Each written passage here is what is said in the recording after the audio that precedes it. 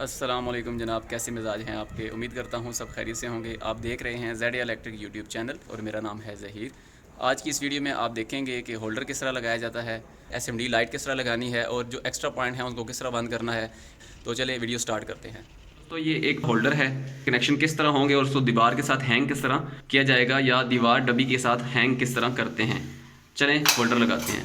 دیوار ڈبی میں دو تاریں موجود ہیں جس میں ایک فیز ہے اور ایک نیوٹرل ہے۔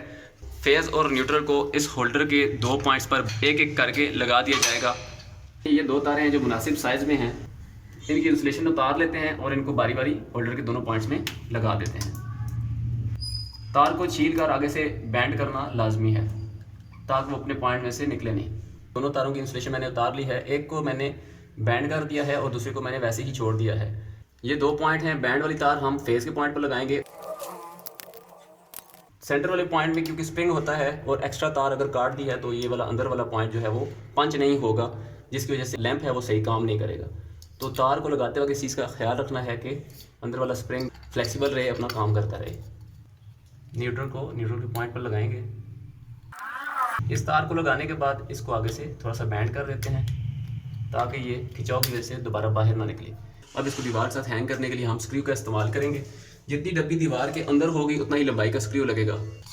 اس کو لگانے کا بہت ہی آسان طریقہ ہے، اس کی تاروں کو اندر کی طرف بینڈ کریں، ڈبی میں جو اس کے پوائنٹس ہیں وہاں پہ اسکریو لگا دیں۔ ہولڈر کو دیوار کے ساتھ ہینگ کر دیا ہے۔ اب اس کو اتنا ٹائٹ نہیں کرنا کہ جو مٹیریل ہے یہ کریک ہو جائے یا ٹوٹ جائے، اور اس کو اتنا لوز بھی نہیں رکھنا کہ یہ اپنی جگہ سے ہلتا رہے۔ اب اس کے اوپر اس کی کیپ لگا دیتے ہیں اور یہ ہمارا ہولڈر لگ چکا ہے۔ جی تو دوستو، دیوار میں ڈبی رکھنے کا صرف ایک مقصد ہولڈر لگانا نہیں ہوتا، دیوار میں پائپوں کے جو ہے جوائنٹس لگانے کے لیے بھی دیوار ڈبی کا استعمال کیا جاتا ہے۔ جہاں پہ ایک سے زیادہ بینڈ لگائے جاتے ہوں وہاں پہ دیوار ڈبی لگانا مناسب سمجھا جاتا ہے، لیکن بعد میں اس کو بند کرنے کے لیے جو چیز استعمال کی جاتی ہے اس کو دیوار ٹکی کہا جاتا ہے۔ یہ ایک پلاسٹک کی شیٹ ہے جس کو اس طرح کے اوپر ایک پیچ کے ذریعے لگا دیا جاتا ہے۔ یہ ایک دیوار ٹکی ہے، اس کو میں دیوار ڈبی کے اوپر اس کے پوائنٹ پر جہاں پہ ہم اسکریو لگاتے ہیں ایک اسکریو کی مدد سے دیوار ٹکی کو لگا دیتا ہوں۔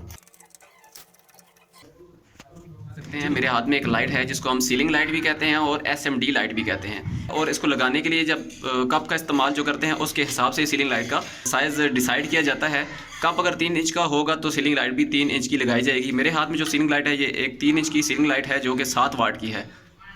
اس کو لگانے کا بہت ہی آسان طریقہ ہے، اس کی دو تاریں ہیں جس کو ہم جو وائرنگ کرتے وقت دو تاریں نیوٹرل اور فیز ڈالتے ہیں اس کے ساتھ اٹیچ کر دیتے ہیں۔ چھت میں پائپنگ جب ہم نے کی تھی تو اس وقت ہم نے اس کے اندر 3 انچ کا سیلنگ کپ رکھ دیا تھا، اس کے ساتھ ہم 3 انچ کی سیلنگ لائٹ لگا رہے ہیں اور اس کی تاروں کو آپس میں ہم نے جوائنٹ کر دیا ہے۔ اس کو ہینگ کرنا بہت ہی آسان ہے، اس کے ساتھ جو اس کے کنیکٹر لگے ہوئے ہیں وائرس کو اندر کرنے کے بعد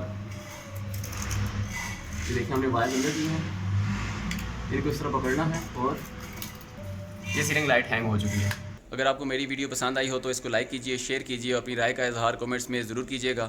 ملتے ہیں کسی نیکسٹ ویڈیو میں، تب تک کے لیے اللہ حافظ۔